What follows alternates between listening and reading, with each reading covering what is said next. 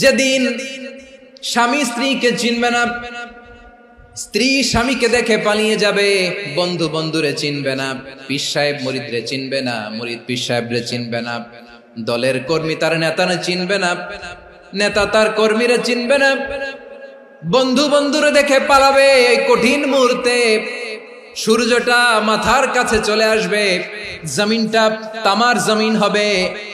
আজকের জমিনের মতো নয়, মানুষ ঘর্মাক্ত, ক্লান্ত, শ্রান্ত মাথার মগজগুলো কানের ছিদ্র আর নাকের ছিদ্র দিয়ে বেয়ে বেয়ে পড়বে। বিশ্বনবী ফরমান, কিয়ামতের ওই কঠিন ময়দানে 7 শ্রেণীর ব্যক্তিকে রব্বুল আলামিন তার আরশের নিচে ছায়া দিবেন। তার মধ্যে প্রথম শ্রেণীর ব্যক্তি হলো ইমামুন আদিল, যে ইনসাফের সাথে বিচার করে, যে জাস্টিস সমাজে সার্ভ করে, যে সুশাসন নিশ্চিত করে, ওই ইমামুন আদিল। আদিল শব্দটা বুঝছেন না? ইন্নাল্লাহা ইয়া'মুরু বিল আদল, পাইছেন? আদিল। 7 শ্রেণীর ব্যক্তিকে আল্লাহ তাআলা সুশীতল আরশের নিচে ছায়া দিবেন, যেদিন তার দেয়া ছায়া ছাড়া কোনো ছায়া থাকবে না। এর প্রথম হচ্ছে ইমামুন আদিল, ন্যায়পরায়ণ শাসক। চিল্লায় বলেন সুবহানাল্লাহ। আবার বিশ্বনবী বললেন, ইন্নাল মুকসিতিনা ইনদাল্লাহি আলা মানাবিরা মিন নূর আন ইয়ামিনির রহমান। কিয়ামতের দিন যারা ন্যায় পরায়ণ হিসেবে আল্লাহর সামনে দাঁড়াবে, কিয়ামতের দিন রব্বুল আলামিন তার আরশের ডান দিকে ওই ন্যায় পরায়ণ লোকদের জন্য আরশের ডান দিকে একটা নূরের মিম্বারে তাদেরকে বসার সুযোগ করে দিবে। আল্লাহর আরশের ডান দিকে ন্যায় পরায়ণ লোকদের জন্য আল্লাহ তাআলা নূরের মিম্বার বানাবে। 4টে কেন কথা মনে করেছেন? আল আদাল, জাস্টিস। ইন্নাল্লাহা ইয়া'মুরু বিল আদল। আল্লাহ তাআলা এই আদালতের নির্দেশনা দেন, সুবিচার, সুশাসন। প্রিয় ভাইয়েরা, এটা আমরা বাংলাদেশে চাই কি চাই না?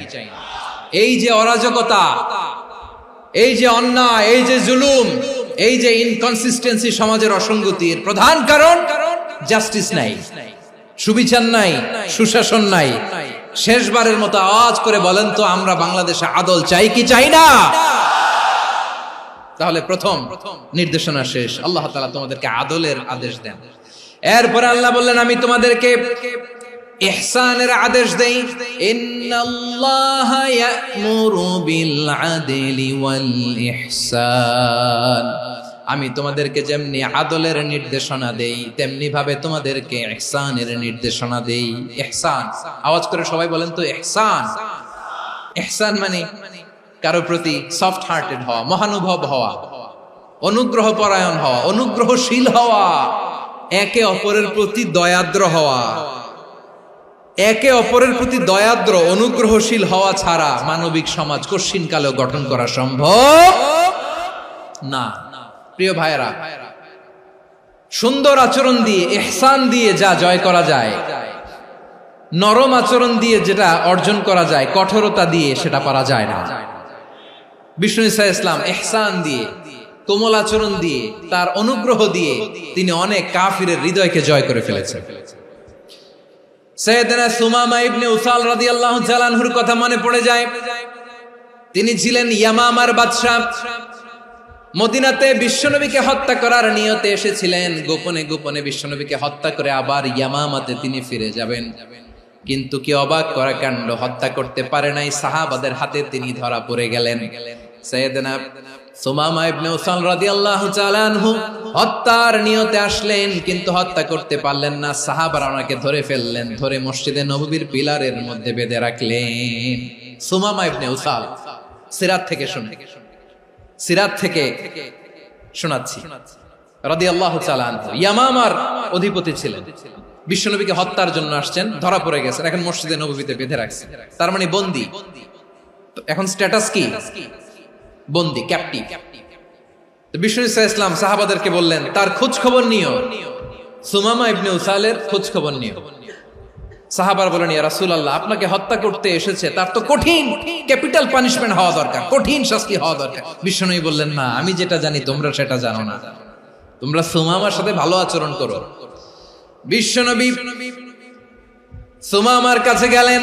প্রথম দিন যে তিনি কালেমার দাওয়াত দিলেন, ইমানের দাওয়াত দিলেন, ইসলামের দাওয়াত দিলেন, রিসালাতের দাওয়াত দিলেন, আখিরাতের দাওয়াত দিলেন। পরের দিন যে বিশ্বনবী সালাতের দাওয়াত দিলেন, যাকাতের দাওয়াত দিলেন, ইসলাম কি, কিভাবে, কেমন করে পালন করতে হয় চমৎকার আর্টিকুলেট করতে শুরু করলেন। তন্ময় হয়ে সুমামা ইবনে উসাল রাদিয়াল্লাহু তাআলা আনহু বিশ্বনবীর কথাগুলো শুনতে আরম্ভ করলো।